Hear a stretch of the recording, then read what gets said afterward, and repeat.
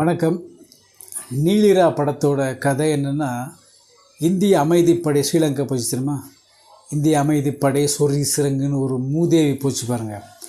அவங்க நம்ம தமிழர்களை என்ன கொடுமைப்படுத்தினாங்கிறத பற்றி தான் கதை.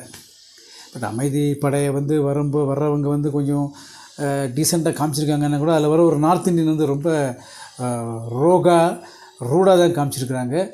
நமக்கெல்லாம் எவ்வளவோ பிரச்சனைகள் இருந்தால் கூட டீசல் கிடைக்குது, பெட்ரோல் கிடைக்குது, காய்கறிகள் கிடைக்குது, விலைவாசி முன்ன இருந்தாலும் குடிக்க தண்ணி எல்லாமே கிடச்சின்னு இருக்குது. ஓரளவு அமைதியாக போயின்னு இருக்கோம். அங்கெல்லாம் இந்த உரிமைகள் பறிக்கப்பட்டு தமிழர்கள் எவ்வளோ கஷ்டப்பட்டாங்க.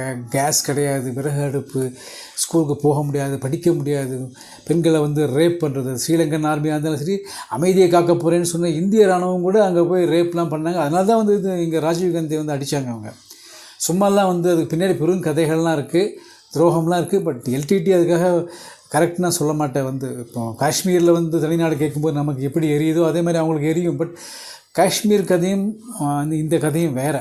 ஏன்னா இவங்க அங்கேயே இருந்தவங்க, அந்த காலத்தில் சோழர் காலத்துலேயே போனவங்க, அதுக்கு முன்னாடியே போனவங்களாம் சொல்கிறாங்க. அப்புறம் பிரிட்டிஷ் காலத்தில் போனவங்களாம் இருக்காங்க. ஸ்ரீலங்காவை முன்னேற்றிருக்காங்க.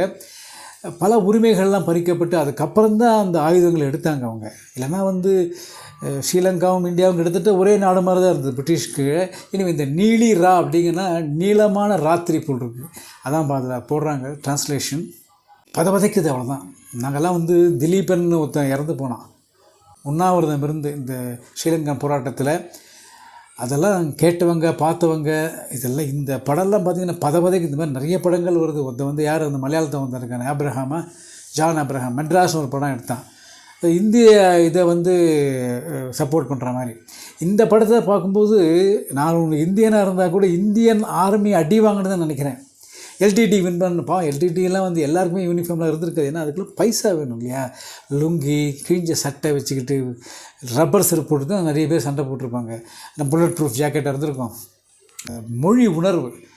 இங்கெல்லாம் சில பேர் அங்கே ஆமகரை சாப்பிட்டு உடும்புகரி சாப்பிட்டு எருமைப்பால் குடிச்சிட்டு வந்தேன்னு சொல்கிறாங்க. என்ன பண்ணாங்க தமிழ்நாட்டிலேருந்து ஸ்ரீலங்கன் தமிழனுக்கு சொல்லுங்கள்? எம்ஜிஆரை தவிர.